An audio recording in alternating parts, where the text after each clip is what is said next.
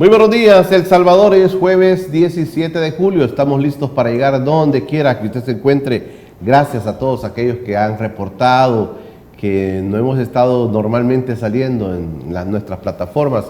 Problemas técnicos, sobre todo del internet, nos han impedido hacer el trabajo que realizamos todos los días para todos ustedes, y ese es el motivo por el cual hemos estado en los últimos 2 días con problemas para la transmisión. Pero estamos aquí para poder llevarles a ustedes lo más importante del país. Gracias por toda la solidaridad, gracias por el apoyo, gracias por encontrarse con nosotros todos los días. A nuestros hermanos en la lejanía también, muchas gracias por estar pendientes de nosotros. A nuestros hermanos de acá del Paz al Guascorán, también pendientes. Vamos a tratar un tema económico esta mañana y ya me acompaña en el estudio el economista José Luis Magaña, con el que vamos a platicar. Tenemos bastante tiempo para platicar sobre este tema económico. Muchas noticias que surgen todos los días en nuestro querido El Salvador. José Luis, gracias por estar con nosotros. Hola Julio, ¿qué tal? Muchas gracias siempre por la invitación, es un gusto. Un gusto también acompañar a los amigos, a las amigas que nos están viendo, y un gusto poder estar por primera vez en este espacio. ¿Cómo lo ves?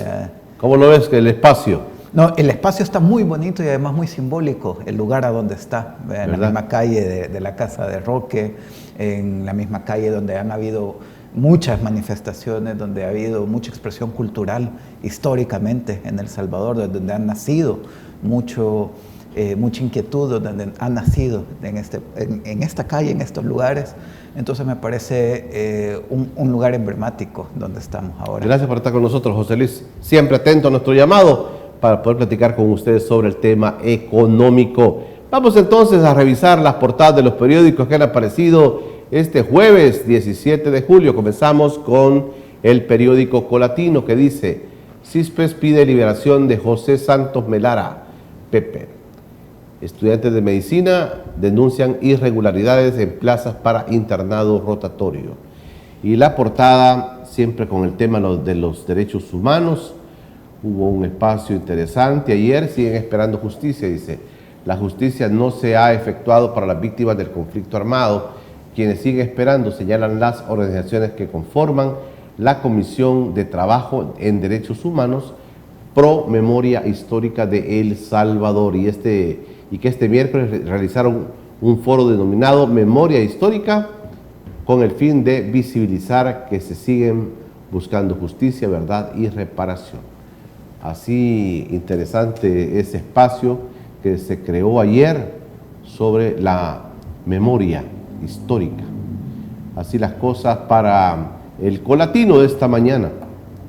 La prensa gráfica: sugieren al gobierno de El Salvador subir impuestos. Vaya, tenemos materia para platicar con José Luis. Dice que el Fondo Monetario Internacional sugiere 8 medidas, entre ellas cobrar $20 a turistas por ingresar al país y aumentar impuestos a cigarros y alcohol. Así las cosas. Veamos qué dice allá José Roberto Dutriz. Dice: el periodismo independiente, libre y de calidad sigue siendo indispensable para nuestras democracias, pero el entorno en el que trabajamos está siendo rediseñado a una velocidad sin precedentes. Así dijo José Roberto Dutriz, presidente de la CIP. Y pues ahí el fútbol: jueza levanta reserva en caso de Cabecilla MS-13 que Estados Unidos quiere enviar a El Salvador. Encuentra cadáver de profesor desaparecido en volcán de San Vicente. Apareció el profesor, no se saben los detalles de cómo sucedió la muerte, pero ya el cadáver ya fue encontrado. Solo 2 de 12 cadáveres han sido recuperados en Fosa de Lourdes. Así las cosas para la prensa. El diario de hoy dice: Fondo Monetario recomienda al gobierno aplicar nuevos impuestos. Ahí está otra vez en la noticia. Tanto la prensa como el DIOI. Dice: el organismo con el que el país firmó acuerdo de 1.400 millones sugiere un impuesto a la propiedad, así como aumentar tributos a productos y servicios. Están sugiriendo un impuesto a la propiedad, así como aumentar tributos a productos y servicios. Eso dice el diario de hoy. Fiscalía afirma haber localizado osamentas del profesor desaparecido en volcán Chinchontepec. Ahí está, miren la palabra, debe ser esa la correcta. Si no, no hubiera pasado la medición de Oscar Picardo. ¿eh? Chinchontepec, no es Chichontepec, no que Chinchontepec. Construirán CIFCO en área natural. La Asamblea aprobó ayer la transferencia de un área de 55.711.13 metros cuadrados de la finca El Espino en Antiguo Cuscatlán para construir el nuevo Centro Internacional de Ferias y Convenciones CIFCO, que desapareció hace tiempo, ¿verdad? Proyecto a cargo de China. En la zona están marcados varios árboles que serían talados y es hábitat de diferentes especies silvestres. Así las cosas para el diario de hoy, de esta mañana. El Mundo. Trump anuncia arancel generalizado del 10% a los países pequeños. No aclara si El Salvador está incluido. Juicio de Kilmar Ábrego será hasta en enero de 2026. Veamos qué dice la parte baja. Casalco estima 2.800 millones en inversión en construcción. Diputados estrenan Salón Azul. Hubieran reparado las escuelas mejor en vez del Salón Azul. Yo digo yo nada más mi humilde opinión. Encuentran restos de profesor desaparecido en el volcán. De ahí habían salido varias escuelas reparadas, quizás hubo hospitales o medicina, en vez de reparar eso. Bueno. Así las cosas para El Mundo. Y el periódico de Casa Presidencial dice que Pakistán seguirá ejemplo del país. Vaya. El ministro de Cripto, Bilal bin Saki, elogió estrategia de Bitcoin. Esto. Pues y entonces el Bitcoin, si somos ejemplo del Bitcoin, si el Bitcoin no dicen que ya no, pues. Y entonces, ¿por qué seguimos siendo ejemplo del Bitcoin? Bueno, cosas que no se entienden, ¿verdad? Así las cosas para los periódicos en esta mañana de jueves 17 de julio. José Luis Magaña me acompaña esta mañana. José Luis, el Fondo Monetario entonces ya está dando como respuestas a todas las cuestiones que ha planteado. Se dijo en primer lugar que pidió que no Bitcoin, pidió transparencia, pidió también elevar impuestos. El Salvador tiene que ir asumiendo lo que el Fondo Monetario le va pidiendo, José Luis, poco a poco, para poder tener 1.400 millones de dólares como préstamo. Sí, a ver, de nuevo, yo creo que siempre que hablamos del Fondo Monetario y de todos estos temas, es importante tener claro quién es quién. Y esto lo he dicho varias veces en este programa y lo voy a volver a decir y lo voy a seguir diciendo cada vez que sea necesario. El Fondo Monetario Internacional, al final de cuentas, sirve como un pagador de última instancia, un salvavidas cuando las finanzas de los gobiernos están en crisis o están a punto de llegar a crisis. ¿Y para rescatar el qué? Bueno, para rescatar la capacidad de pago que tiene el gobierno con todos sus acreedores financieros, no acreedores de derechos. Entonces, al final de cuentas, los objetivos de las intervenciones del Fondo Monetario Internacional es que los gobiernos mantengan liquidez, mantengan ordenadas sus finanzas para que tengan la capacidad de pagar a sus acreedores financieros, pagarle a esos fondos de inversión, para pagarle a los bancos, para pagarle a los inversionistas.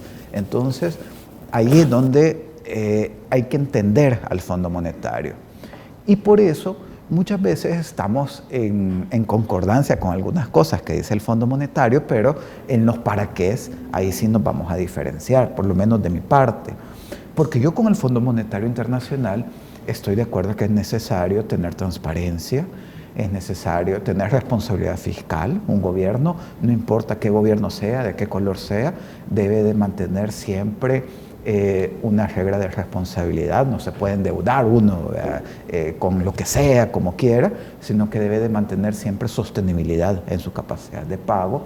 Debe de ser transparente, debe de tener una priorización de gastos, no puede gastar tampoco a lo loco.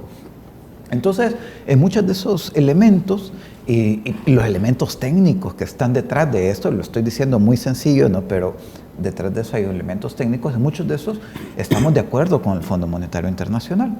Ahora, al Fondo Monetario Internacional le interesa que esto ocurra para que el gobierno pueda pagar sus deudas.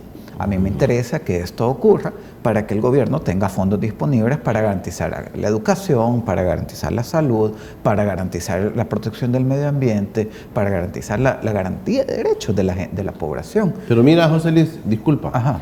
El Fondo Monetario, me imagino yo, que tiene una política para poder hacer sus cosas. No las hace, digamos, solamente para asegurarse que un país pueda pagar sus deudas.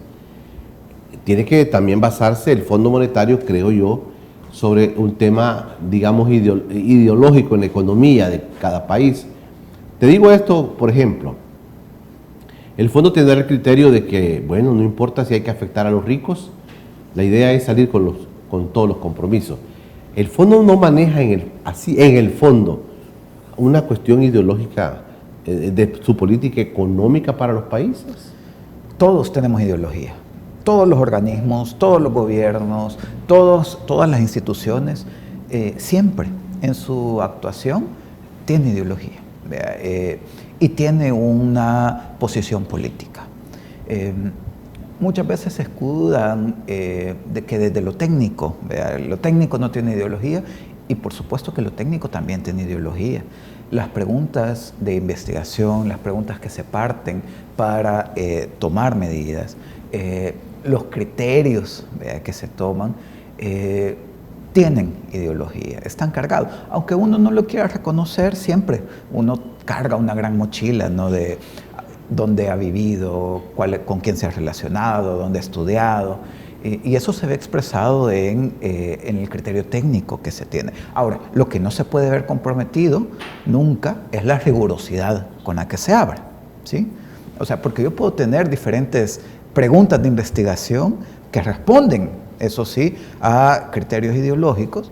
Ahora, lo que no se puede poner en duda nunca debe ser la rigurosidad detrás para responder esas preguntas. Y ahí me parece que el fondo siempre ha sido muy responsable en términos de la rigurosidad que hay detrás. Ahora, entonces ahí es donde yo digo, el fondo tiene que tener, y esto ha sido una discusión muy fuerte, no solo con el Fondo Monetario Internacional, sino con el resto de la institucionalidad supranacional, Naciones Unidas, el Fondo Monetario, en Europa, la Comisión Económica Europea, la Unión Europea, de que muchas veces las intervenciones de estos organismos han tenido de manera paralela o impactos sociales muy fuertes. Por ejemplo, la intervención que tuvo lo que se llama en ese momento la Troika Europea en el contexto de la crisis financiera, allá por 2009, 2012, donde se estaba negociando un préstamo para Grecia, para España, para Irlanda, pues los acuerdos que planteaba el Fondo Monetario para esos países tenían impactos muy fuertes, con tal de que estos países salieran de sus deudas, pagaran a sus acreedores. Entonces sí, al final de cuentas hay cargas ideológicas, hay sesgos políticos en las intervenciones que tienen estos organismos internacionales. Para el caso de El Salvador, para no irnos tan lejos, ya desde hace varios años vemos, por ejemplo, el Fondo Monetario que pone como recomendaciones, ha venido poniendo como recomendaciones el aumento de tasas, incluso el aumento del IVA, que ya desde hace años se viene hablando de eso. Y se viene hablando porque el Fondo Monetario lo ha venido planteando siempre como una recomendación en sus informes, de pasar la tasa del IVA del 13 al 15%. Ningún gobierno ha ejecutado esa recomendación, pero el fondo la ha mantenido. Porque es muy impopular. Sí, ningún gobierno quiere cargar con ese peso político. Ahora, pero ¿a dónde voy? ¿Dónde está el tema ideológico?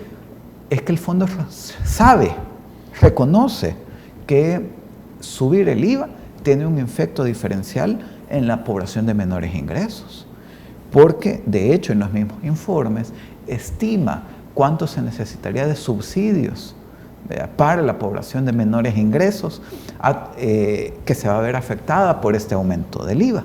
¿Sí? Entonces, el Fondo Monetario sabe que tiene un efecto diferenciado, sabe que aumentar el IVA tiene un impacto en la pobreza, ¿verdad? Y lo reconoce en sus informes, ¿no? Entonces, ahí es donde uno dice, bueno, ahí está, o sea, sin embargo, a pesar de saber eso, lo sigue recomendando. Entonces, quiere decir ahí cómo se prioriza ese criterio de eficiencia financiera por sobre el criterio del impacto social, ¿no? Y entonces ahí es donde se ve ese impacto político, ideológico que puede llegar a tener el fondo. Pues sí, porque digamos, uno escucha, el fondo pide aumentar el IVA, y ustedes, muchos economistas, manejaron eso. Que el fondo pedía incremento al IVA. Pero por eso te preguntaba la parte ideológica de estos organismos, porque digamos dice, no, mire, el aumento al IVA va a desgastar a la clase baja, porque lo pagan todos. ¿Cómo le llaman un impuesto? ¿Cómo le llaman? Regresivo. Regresivo. Entonces dice, esto lo van a pagar todos, mejor no. Le voy a recomendar a este gobierno, por ejemplo, a El Salvador, que le cobre a los ricos, que le cobre, hoy apareció el tema patrimonio también, se le cobre sobre patrimonio. Por eso te quería poner ese elemento de esa carga ideológica de estos organismos, pues, porque decir, no, ellos el criterio es, no, mire, aumente, usted no tiene mucha carga para los ricos, póngale. Usted no tiene mucha carga para el patrimonio, póngale. Usted no tiene para, digamos, asuntos suntuosos, como le llaman, póngale. El IVA no lo vaya a tocar porque afecta. No tienen ese criterio ideológico de política económica, José Luis. No necesariamente, siempre está primando el criterio de eficiencia financiera, más allá del impacto social que se puede llegar a tener. Incluso un poco sí que se han ido abriendo algunos esquemas, sobre todo porque, y vuelvo a esto porque ese fue un periodo muy fuerte de discusión para el Fondo Monetario, estas intervenciones que hizo con Europa en el marco de la crisis financiera. Eso le ha significado al Fondo Monetario, le significó en su momento muchos cuestionamientos, no solo políticos, no solo de la esfera más de lo social, sino también muchos cuestionamientos también desde lo académico, desde lo técnico, de cómo los planes de intervención que estaba proponiendo el Fondo Monetario, que justamente iba en esa línea. Por ejemplo, a Grecia le decía en el acuerdo, privatiza tus puertos, privatiza el aeropuerto, quizá aumentar la edad de las pensiones, reducirle las pensiones. Entonces, se demostró también técnica, académicamente, que ese tipo de recomendaciones que daba el Fondo Monetario incrementaban la desigualdad. Y al incrementar la desigualdad, eso pone un freno al crecimiento económico, ¿verdad? Porque si le das más dinero a los que ya tienen dinero, ese dinero no se va a destinar al consumo y por lo tanto no va a tener ese efecto multiplicador que si le das dinero a las personas que tienen menores ingresos, que ya saben que necesitan comprar, ¿verdad?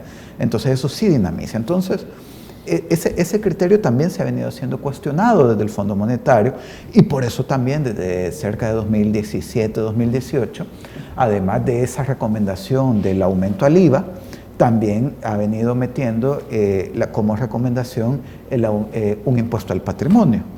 Aunque nunca lo ha explicitado o nunca ha abierto su recomendación de cómo funcionaría ese impuesto al patrimonio, pero sí lo pone como parte de las recomendaciones ya desde hace algunos años.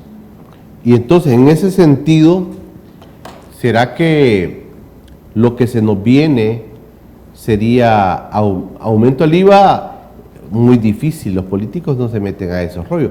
Pero más bien la pregunta es, ¿por dónde iría, si propone aumento de impuestos, por dónde crees tú que se rompería la pita?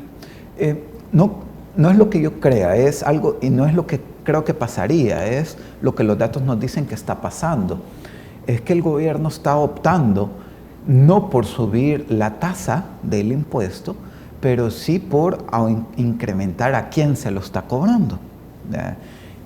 Cuando uno va a revisar las bases de datos de recaudación impositiva del Ministerio de Hacienda, en el portal de transparencia fiscal, ahí está la base de datos, en la pestaña de datos abiertos, y uno hace una línea de tiempo, una comparación de a quiénes están pagando impuestos.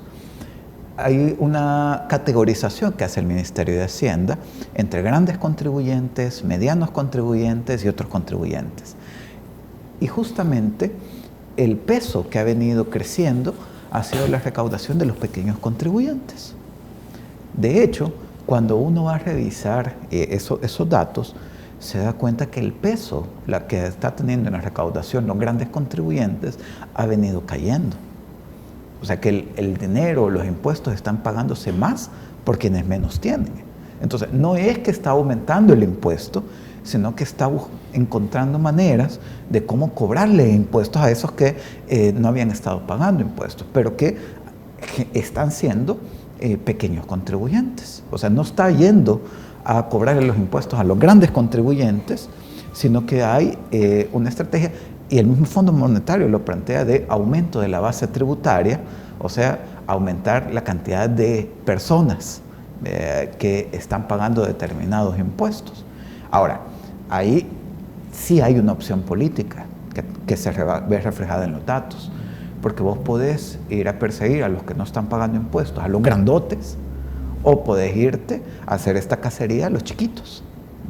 Y lo que nos dicen los datos es que la opción que se ha tomado ha sido ir por los chiquitos, porque la recaudación de pequeños contribuyentes es la que el Ministerio de Hacienda dice que es la que ha venido creciendo, no la de grandes contribuyentes. Hablando de empresas, por ejemplo, José Luis, muchos pequeños empresarios, medianos empresarios, digamos, se quedan como en la informalidad, porque dicen que para ellos es demasiada carga estar en la formalidad, carga de pago de impuestos, de trámites y todo esto. Y por eso pues se puede notar claramente, según las cifras que ustedes los economistas nos dan, que muchas personas que están en la situación de, digamos, ¿cómo le llaman a esto? De la económicamente activos, ¿verdad? La mayoría, el 70% nos han dicho, está en el sector informal la gente. Esto significa, José Luis, por ejemplo, que en el tema de las empresas, una pequeña empresa, una empresa que tenga 5 o 10 empleados, decide mejor quedarse resguardado en una informalidad que tomar la decisión de hacer formal, porque dice, mire, me va a salir más complicado, muy caro, y no voy a poder sostener mi empresa. Es a ese sector también que a veces se ve afectado, que protesta mucho, porque dicen, no, dicen, el Estado me cobra demasiado, por ejemplo. Justamente, y es que cuando uno va a revisar el hecho que las personas estén en el sector informal, no quiere decir que no están pagando impuestos. Porque a veces eso se dice, no, que esa señora del mercado no paga impuestos. ¿Cómo no? Y de hecho son las que quienes más pagan impuestos. Porque una empresa que está registrada, por ejemplo, sus compras las puede pedir a través de crédito fiscal, ¿no? Y entonces hacer ese descuento luego para la declaración del IVA. La señora que vende en el mercado, no. Ella tiene que comprar con el IVA incluido y ahí está, ahí se vende. Entonces no se puede desquitar eso a través del mecanismo de crédito fiscal. Entonces tiene incluso una recaudación impositiva todavía mayor del sector informal. Según la base de datos de desigualdad global, que hace una estimación que hace de países de la región, lo que plantea de hecho es que la tributación del 50% más pobre en este país es básicamente el doble de la tributación del 1% más rico. O sea, entonces, al final de cuentas, lo que pasa es que la recaudación de este 50% más pobre se da a través de esos mecanismos más indirectos, como el IVA, que no va cargado directamente, no dice Julio Villagrán pagó el 13% del IVA por esto, simplemente es el precio de eso, como si pasa con los impuestos directos. Entonces, ahí es donde vemos ese desfase, pero eso no quiere decir que no estén pagando impuestos. Tampoco quiere decir entonces que todas las empresas están pagando los impuestos que tienen.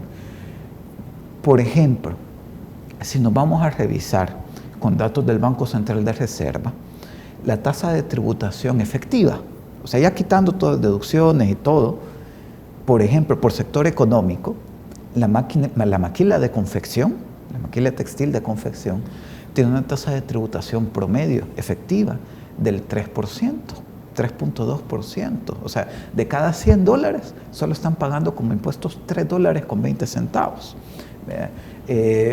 O incluso la construcción, que de cada $100 está pagando de impuestos $4.60, ¿sí?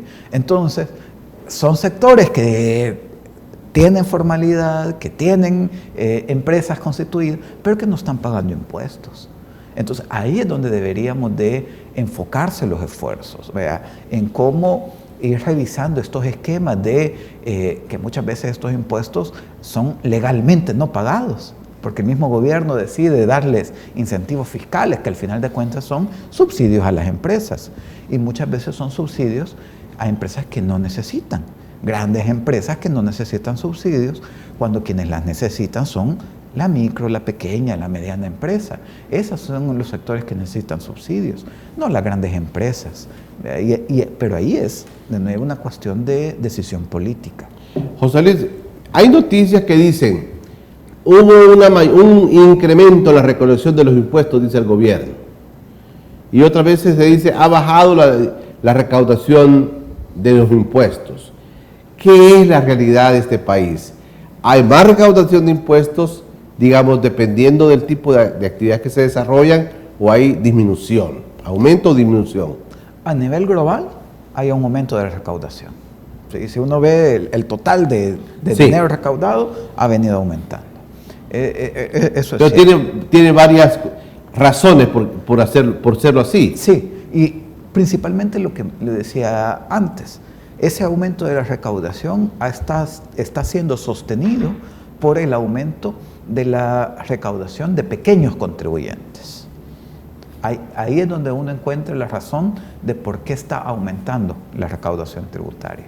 Entonces, ¿el gobierno está teniendo más dinero? Sí, está obteniendo más dinero, pero ese dinero lo está obteniendo, lo está sacando de los sectores más pequeños. Es así. Eso es lo que nos dice los datos del Ministerio de Hacienda. Entonces, si esto es así, ¿cómo se entiende, la otra parte que quería comenzar a preguntarte, cómo se entienden los niveles de endeudamiento del gobierno? Pues si yo tengo una buena recaudación de impuestos, la base, digamos, del Estado se mantiene en base a los impuestos, ¿verdad? Cuando le decimos, mire, este diputado con mis impuestos anda vagando, mire, este diputado, los diputados con eso han reconstruido ahí. Pero ¿cómo anda, digamos, en ese sentido, el nivel de endeudamiento? De hecho, cuando revisamos el acuerdo, este informe de revisión del Fondo Monetario Internacional, el fondo dice que a uno de los requerimientos o uno de los compromisos que no se han cumplido ha sido justamente el de la deuda, donde el gobierno había asumido el compromiso de ir paulatinamente reduciendo el nivel de deuda, pero no lo ha cumplido. Y eso es algo que sale de los acuerdos o de este informe de revisión del Fondo Monetario Internacional. De hecho, podemos ir al portal de Hacienda, revisar nuevamente los datos sobre la deuda pública, y lo que nos dice el Ministerio de Hacienda es que la deuda efectivamente está creciendo, ¿verdad? Donde ya llevamos a un nivel de endeudamiento de más de $30,000 millones en total, ¿verdad? Que ha venido cada vez creciendo más, ya van cerca de $13,000 millones que ha incrementado la deuda desde el 31 de mayo de 2019. Ahora, ¿por qué está incrementando tanto la deuda? Un primer incremento fuerte tuvo que ver con la pandemia, ¿vea? Y eso hay que reconocerlo, ¿vea? Un incremento fuerte de la deuda fue en el marco de la pandemia. Pero luego, ese nivel de deuda ha seguido creciendo, ¿vea? Y ha seguido creciendo porque el dinero no alcanza. Y es que no es cierto que el dinero no alcanza si aunque nadie robe, el dinero no alcanza, porque las obligaciones que tiene el Estado para cubrir las garantías de necesidades de la población se necesitan más y van a necesitar más recursos. Ahora, el punto es de dónde van a salir estos recursos y con una política. O sea que no es cierto, José Luis, que cuando ellos presentaron un presupuesto, este gobierno dijo completamente financiado. Eso no es cierto, o sea, siempre van a tener que endeudarse. Todas las semanas hemos visto cómo se ha venido aprobando nueva deuda en el Ministerio, en la Asamblea Legislativa. Y me van a decir, bueno, pero es que es deuda para construcción, no es deuda corriente. Claro. Bueno, también el Ministerio de Hacienda ha venido emitiendo letras del Tesoro, que es deuda de corto plazo que el Ministerio de Hacienda utiliza para gasto corriente. Y todo este año ha seguido emitiendo letras. Entonces también se ha venido emitiendo deuda de gasto corriente. Entonces, eso de que hay un presupuesto financiado, lo dije en su momento, no iba a ser cierto. Y nos dicen ahora los datos, no ha sido cierto. No hay el presupuesto 2025, no ha sido un presupuesto totalmente financiado. Hay deuda, se aprobó con 1.200 millones de dólares de deuda ya aprobada. En el camino se le han venido adicionando todavía otros recursos adicionales de nueva deuda que se ha venido contratando en el transcurso del año. Y además el Ministerio de Hacienda ha seguido emitiendo letras para financiar gasto corriente, que deuda también, y también el ISP ha seguido emitiendo deuda que está siendo adquirida por el Fondo de Pensiones. Entonces, la deuda sigue siendo un mecanismo de financiamiento de este gobierno y lo va a seguir siendo. Bajo las estructuras actuales, ni este gobierno ni ningún otro va a dejar de utilizar la deuda como mecanismo de financiamiento. Usemos la primera parte nada más, digamos. Entonces, el dinero, José Luis, según lo que te estoy escuchando, para este gobierno, el dinero no alcanza. No le alcanza. Ni a este gobierno, ni a ningún otro gobierno le va a alcanzar el dinero que hay. Para cubrir toda la garantía de necesidades que hay, no alcanza. Para pagar salarios dignos a todo el personal docente, para tener infraestructura digna en las escuelas, para garantizar el personal médico pagado, el dinero no alcanza. Bajo las estructuras actuales, el dinero no alcanza. Y eso es importante tenerlo presente. ¿Qué tenés que cambiar? En primer lugar, la priorización de gastos. Priorización de gastos. ¿Hacia dónde? Bueno, tenemos recursos limitados. O sea, no tenemos grandes recursos, tenemos recursos limitados. Entonces, necesitamos que los gobiernos prioricen muy bien hacia dónde van a orientar esos gastos. ¿Cómo se van a orientar esos gastos? Más allá de comunicación, más allá de propaganda, o sea, cómo orientar esos gastos a garantizar los derechos de la población, hacia educación, hacia salud, que no necesariamente es lo que estamos viendo. El año pasado, por ejemplo, al Ministerio de Salud, al primer nivel de atención en salud, ya se le habían recortado varios millones. Y también a los hospitales nacionales se recortaron cerca de 60 millones de dólares, también a hospitales nacionales el año pasado. Este año, si bien no se le ha hecho recortes a salud, pero cuando revisamos educación, solo hasta mayo, que es el dato disponible de Hacienda, ya se le han recortado cerca de 80 millones de dólares, con respecto a lo que se había aprobado en el presupuesto. Y en particular a la educación básica. Son 80 millones de dólares de recorte a remuneraciones en educación básica. Entonces, si vemos que se le está recortando a salud, si vemos que se le está recortando a educación, pero vemos que Casa Presidencial tuvo un incremento de 25 millones de dólares, entonces ahí quizás vemos que quizás la priorización de gastos no está siendo la más adecuada o no está siendo una priorización que ponga en primer lugar a la población, pues, porque estamos viendo este tipo de modificaciones en los presupuestos. No está alcanzando el dinero. No alcanza el dinero, no alcanza, ni va a alcanzar bajo estas medidas. Si no cambias de la estructura de la recaudación fiscal, no va a cambiar. Si seguís cargando la recaudación fiscal en los pequeños, no te va a alcanzar, porque le vas a estar sacando dinero de la bolsa a los pequeños y luego ese dinero lo tenés que repartir entre varios. Por lo tanto, el efecto neto es que van a tener menos dinero. Quienes menos dinero tienen, ya tienen.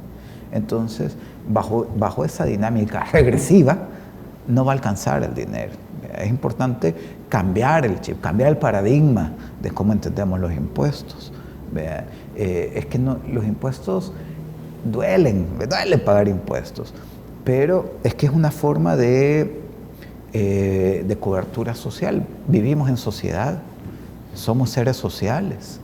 Los seres humanos somos seres sociales, somos colectivos. No vivimos aislados. Yo no crecí en un bosque aislado, vea, yo solo, ni Julio, ni ninguno de los amigos, amigas que nos está viendo, creció aislado, él solo, cazando. Vivimos en sociedad. Entonces en sociedad necesitamos mantenernos. Y ese es el propósito al final de cuentas de los impuestos. Y por eso es tan importante que exista esa capacidad de transparencia, esa capacidad de diálogo de quien administra esos impuestos, que al final de cuentas son los gobiernos. Voy a hacer una pausa, José Luis. Voy a hacer una pausa. Esto tiene que ver con el nivel de calidad de vida de la gente. Si esto que hemos hablado de todos los dineros que los gobiernos tienen a su disposición, aumenta o baja, si digamos recaudo de impuestos para tal cosa, pero no está priorizando, dice José Luis Magaña, el gobierno no está priorizando dónde poner el dinero y no le está alcanzando, entonces esto repercute en temas, por ejemplo, los niveles de pobreza, revisar qué son los niveles de pobreza en El Salvador, los niveles de educación, revisar cómo son los niveles de educación, luego también los niveles de salud, revisar cómo son los niveles de salud en el país. Las estadísticas nos dicen que en este tipo de, por lo menos en estos 3 rubros, se ve deteriorada la vida de los salvadoreños. Según las estadísticas que nos presentan muchas instituciones. Tiene que ver entonces el dinero que se recoge, que se recauda del Estado, tiene que ver con la prioridad. ¿A qué le doy prioridad? Voy a hacer una pausa, José Luis, y regresamos platicando con el economista José Luis Magaña. Quiero saludar a nuestros patrocinadores. OGF Encomiendas, que está listo para recibir sus encomiendas, ahora están en Houston. Entregamos encomiendas sábado 19 de julio. Ya se recogió todo para llevar a Houston, y en Irving entregamos encomiendas el viernes 18 de julio. Es que mire, con OGF Encomiendas usted puede mandar hacia Irving, Texas, hacia el centro de Dallas y hasta Houston también. Todas las cositas que puede mandarme, está maldito.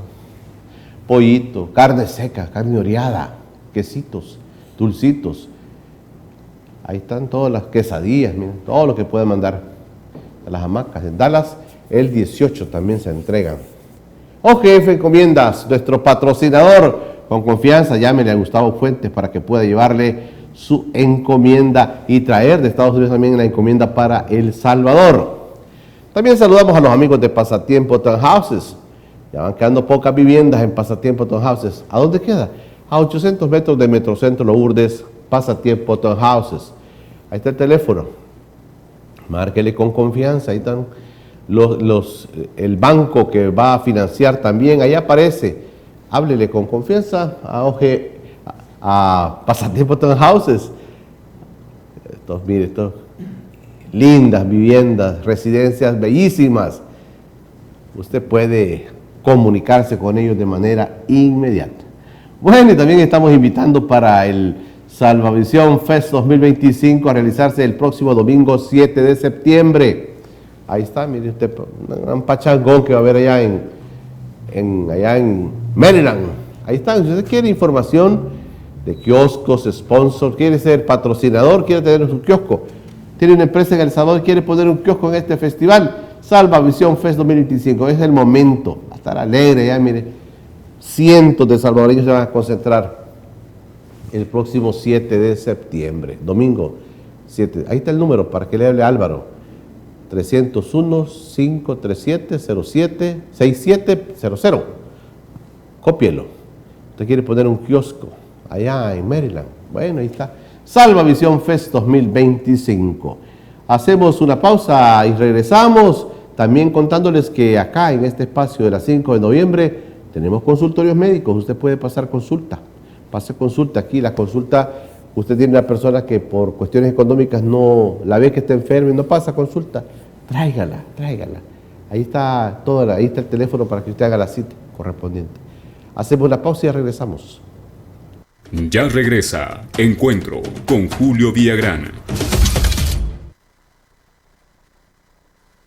Si buscas un transporte seguro y económico, Kevin Renta Autos es tu opción.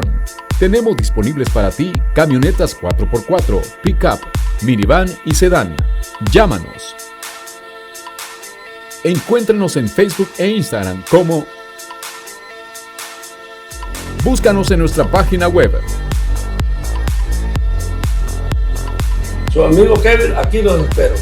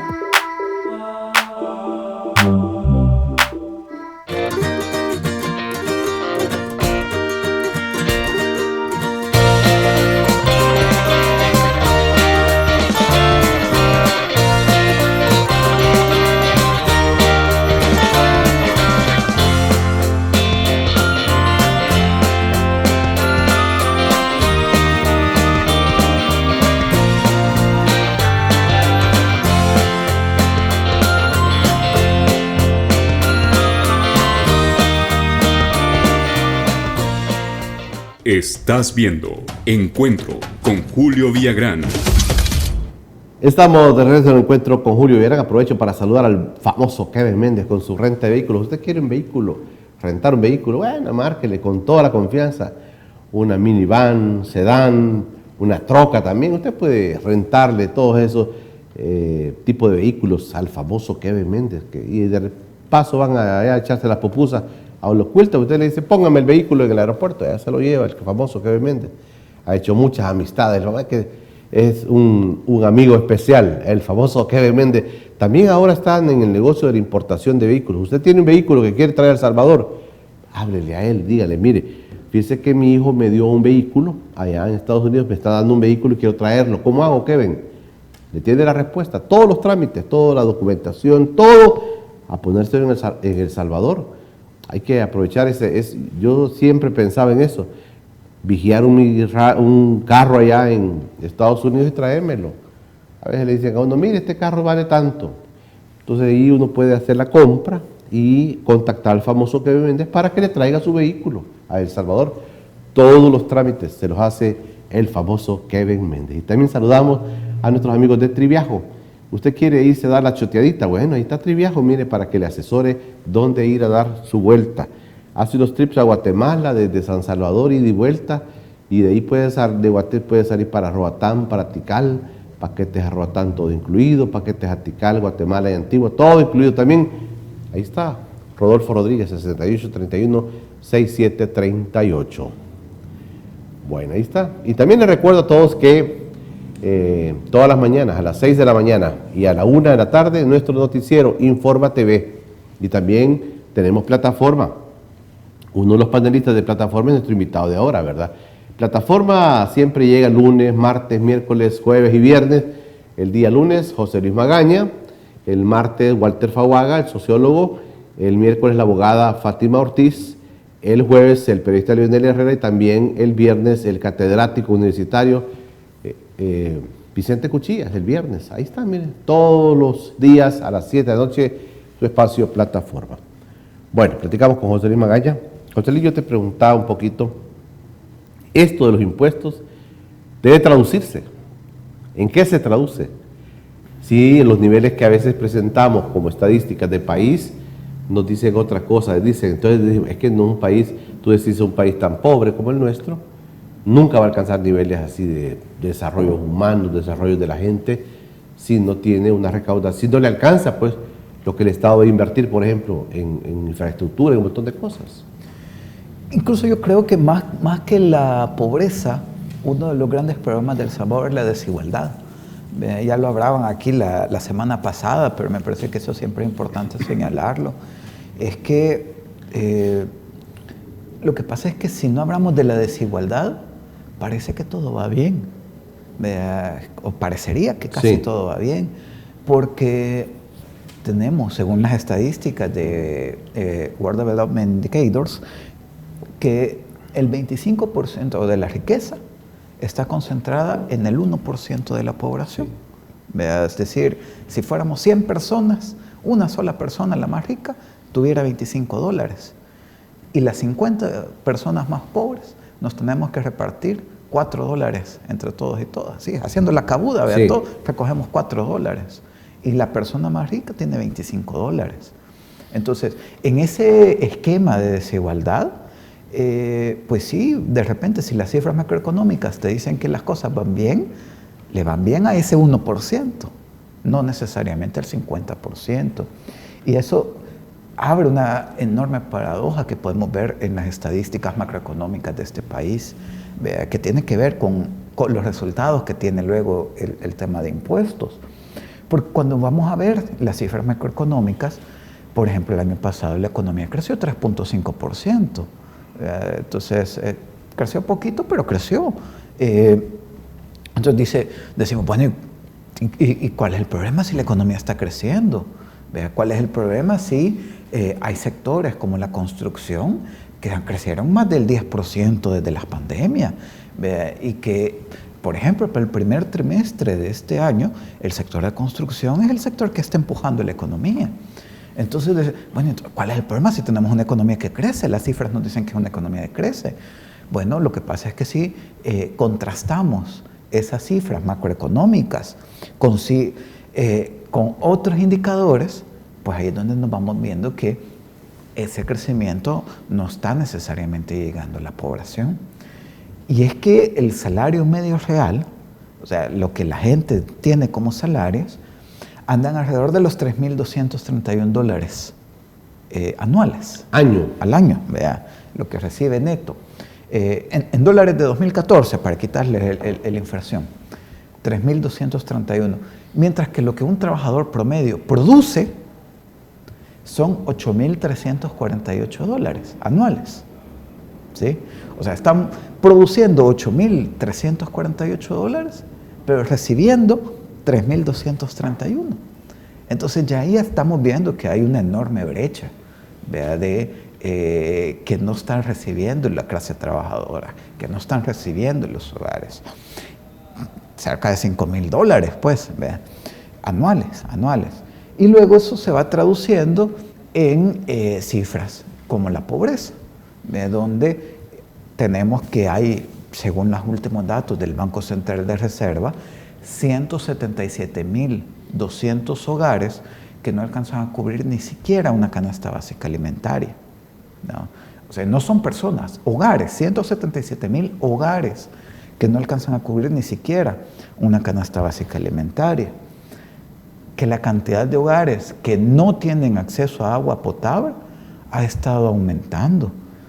Para el último dato del año pasado, fueron 428.000 hogares que no tenían acceso a agua potable. Casi medio millón de hogares no tenían agua potable. No tienen acceso a agua potable por cañería. Mientras en el 2019 eran 379.000. O sea, ha aumentado la cantidad de hogares que no tienen agua potable. Y una que me parece una enorme paradoja, que es de estos contrastes de la desigualdad. Macroeconómicamente, hemos dicho, es el sector construcción el que viene creciendo, el que viene arrastrando la economía, el que está creciendo a tasas mayores que el promedio. Bueno, pues en un contexto donde macroeconómicamente el sector construcción es el que está creciendo, la calidad de la vivienda se está deteriorando, de los hogares. Según Banco Central de Reserva y la Oficina Nacional de Estadísticas y Censos, en el 2019 habían 100.000 hogares con materiales inadecuados de techo, que ya es un montón. O sea, eso habla de una enorme deuda social que dejaron de gobiernos anteriores, 100.000 hogares. Pero para el año pasado, el informe del año pasado, también de la ONEC, fueron ya no 100.000, sino 236.000 hogares con materiales inadecuados en el techo. Y para materiales inadecuados de piso y pared, son 438.000 hogares que tienen materiales inadecuados en piso y pared. O sea, y a mí me parece, es uno de esos contrastes, porque macroeconómicamente el sector construcción es el que está creciendo, macroeconómicamente el sector construcción es el que está empujando, el que tiene tasas de crecimiento más altas. Y salen las cámaras de construcción a decir que bueno, que con el clima, pero al mismo tiempo que el sector construcción está creciendo, la calidad de vivienda de los hogares se está deteriorando, ¿no? Entonces, este me parece uno de los contrastes más drásticos, ¿verdad?, que podemos ver de estas dos caras de la desigualdad, ¿verdad?, que entonces no podemos solo ver un lado, necesitamos complementar siempre este análisis. Qué bien que el sector construcción esté creciendo, siempre y cuando respete las normas ambientales, las normas sociales, las normas laborales, pero el problema está en que ese sector construcción está creciendo, pero no para la población local. Eso que nos está diciendo, nos está hablando de una burbuja inmobiliaria donde el sector está creciendo para afuera.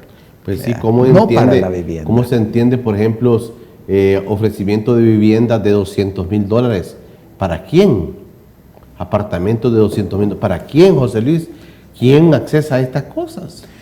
Y lo peor no solo es que se estén ofreciendo esos apartamentos, sino que además se estén dando incentivos fiscales a la construcción de ese tipo de apartamentos. Le dan incentivos fiscales y el precio no es como debería ser, quizás. Sí, entonces, no solo es que el mercado está orientándose hacia esta especulación inmobiliaria, dejando la vivienda ya no como un derecho, sino como un instrumento de especulación, sino que además esa burbuja está siendo alimentada, está siendo inflada por medidas públicas. ¿Vea? Se le está perdonando impuestos a estas empresas. Decíamos, la construcción está pagando alrededor del 4.6% efectivamente de tributación, cuando la gente lo que paga por lo menos es el 10%, ¿vea?, de la renta, más el 13% del IVA, ¿no? Pero el sector construcción está pagando alrededor del 4.6%. Fíjate, José Luis, que hay temas, por ejemplo, el tema del acceso a la salud. Por ejemplo, la gente que no tiene acceso a un seguro social, digamos. Hay un nivel alto de personas que no accesan a un seguro social que le protege, digamos, en su salud. Hay un sistema de salud público, sí, pero el sistema de salud así para trabajadores casi que es bien limitado, digamos. Pero también está el tema de las pensiones, fíjate. ¿Cuántas personas al final de su vida económicamente activa van a tener acceso a una pensión? O sea, son rubros pequeñitos.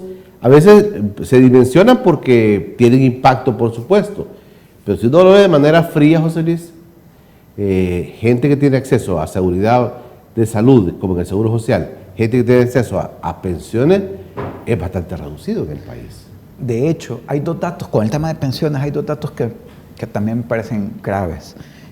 En este momento, solo 1 de cada 4 personas en edad de trabajar está cotizando para tener una pensión, que es un dato que más o menos ya lo sabemos. Pero además hay otro dato todavía peor, y es que del total de personas que han cotizado para tener una pensión, solo 1 de cada 6 logran cumplir los requisitos para lograr tener una pensión, ¿sí? O sea, entonces no solo es que poca gente está cotizando para tener pensión, sino además que cuando terminan su vida laboral, a pesar de que hayan cotizado, solo 1 de cada 6 logran cumplir los requisitos que se necesitan para lograr acceder a una pensión. Entonces, no solo es que cotizan poco, sino que quienes cotizan, además, no necesariamente están cumpliendo. Mira, José Luis, para ir terminando, José Luis, también hay una cifra que a mí me llama la atención y que muchas mujeres lo han dicho aquí en este espacio. Las mujeres la llevan de perder en este país en muchos rubros también. ¿Es así? Las estadísticas, por ejemplo, el nivel de acceso a trabajos, salarios, pensiones, todo esto, la mujer se ve muy afectada en este país. Cuando vamos a revisar de nuevo datos de la Oficina Nacional de Estadísticas y Censos, los últimos datos disponibles, 1 de cada 4 hombres tiene acceso a un empleo formal, que ya es poco, 1 de cada 4. Pero en el caso de las mujeres son 1 de cada 7 mujeres las que tienen acceso a empleo formal, ¿sí? O sea, 1 de cada 7 mujeres nada más tienen acceso a empleo. 1 de cada 7 frente a 1 de cada 4 hombres. Y, también, poco, pues. Y el nivel de salario también baja. Y en términos de salario hay una brecha de alrededor del 17%. O sea, las mujeres en promedio están teniendo salarios alrededor del 17% más bajos que los salarios que están teniendo los hombres. Y además, aquí, un último dato sobre esto, el 34% de las mujeres, una de cada 3 mujeres básicamente, están siendo excluidas de los mercados laborales, formales o informales, debido al trabajo de cuidados y del hogar no remunerados. Esas mamás, esas abuelas que se quedan cuidando, no tienen ingresos. Y son una de cada 3 mujeres. Pueden decir, hay hombres que también cuidan, sí, pero es 1 de cada 100, frente a 1 de cada 3 mujeres. Y eso implica una limitación importante en cuanto a autonomía económica de las mujeres. Porque no solo es que no se están teniendo ingresos ahorita, sino que después van a llegar o están incluso en edades de retiro, sin tener tampoco acceso a ingresos ni a ningún otro sistema que le haya permitido generar ingresos antes, y por lo tanto llegan a esa etapa de la vida con una dependencia económica bastante fuerte también. El acceso laboral es limitado también en este país. Tuvimos al rector de la Universidad de El Salvador hablando y yo le preguntaba sobre ese tema de los jóvenes. Imagínate, salen 600 médicos al año, dijo. ¿Y dónde vamos a colocar tantas personas? Solo médicos. Imagínate las demás ramas, José Luis. El acceso al trabajo sigue siendo también un gran problema en este país. Efectivamente, o sea, a ver, y no solo el trabajo, por eso digo que el tema aquí es la desigualdad, porque es el acceso a las oportunidades en general. El trabajo como una de las oportunidades, pero es que el acceso a las oportunidades es sumamente desigual en este país. Si vamos a desglosar, por ejemplo, por sectores, tenemos que el 10% de la población con menores ingresos tiene mucha menos probabilidad de tener acceso a universidad, a educación universitaria, y que por lo tanto tener acceso también a un empleo formal. Si eso lo comparamos con el 10% más rico, pues esas probabilidades de tener un trabajo formal, de tener acceso a universidad, de tener acceso a una formación especializada, son más amplias. Y por lo tanto las oportunidades también ahí se separan, se genera esa brecha de oportunidades, y por lo tanto lo que se hace es reproducir ese círculo. Sectores de menores ingresos tienen acceso a menores oportunidades y por lo tanto sus hijos van a tener de nuevo otra vez acceso a menores oportunidades y se va reproduciendo ese círculo. ¿Cómo rompes eso? Bueno, poniéndole más impuestos a los más ricos, destinándole más impuestos, destinando el más gasto público a los sectores de menores ingresos, mejorando no solo las infraestructuras de educación o salud, sino mejorando el acceso comunitario a la salud, el acceso comunitario a la educación, la calidad de vida de las poblaciones, y sobre todo de estos sectores con menores ingresos. Porque al final de cuentas, una sociedad es tan fuerte como lo es el eslabón que se queda más atrás. Entonces ahí es donde hay que ponerle los esfuerzos. A los más fuertes ya tienen fuerza, no necesitan más fuerza. A donde hay que ponerle esfuerzo es al que esté quedado atrás, para intentar incorporar. Ahí es donde podemos ir rompiendo estos círculos de desigualdad. Interesante la desigualdad en el país. Y el dinero no está alcanzando. El dinero no alcanza. Me quedo con esas dos ideas. José Luis, gracias por estar con nosotros. No, un gusto. Gracias por la invitación otra vez. Y siempre te pueden encontrar en plataforma el día lunes a las 7. Ahí vamos a estar. José Luis Magaña, mi invitado esta mañana de jueves. Ya va avanzando julio, 17 de julio estamos avanzando. Mañana, Julia Evelyn Martínez y Marvin Aguilar, aquí van a estar los incontrolables. Aquí van a estar, gracias a todos aquellos que siguen dándonos sus aportes. Es importante que nos den sus aportes para seguir construyendo Encuentro con Julio Villagrán. Y también les pido disculpas por todas las fallas técnicas que hemos tenido en los últimos días. Pero aquí estamos, vamos a seguir luchando, resistiendo, para que ustedes tengan siempre esta entrevista, para que ustedes tengan este espacio que tanto les gusta. Ahí les pedimos un par de disculpas a la gente que dice, mire, don Julio, no lo veo, no lo vi. Hemos tenido problemas técnicos, pero ya los vamos a superar, y vamos a estar con todo con ustedes. Nos quedamos hasta acá Pasen un feliz día, Dios me los bendiga a todos. Nos encontramos el día de mañana, viernes, en este espacio.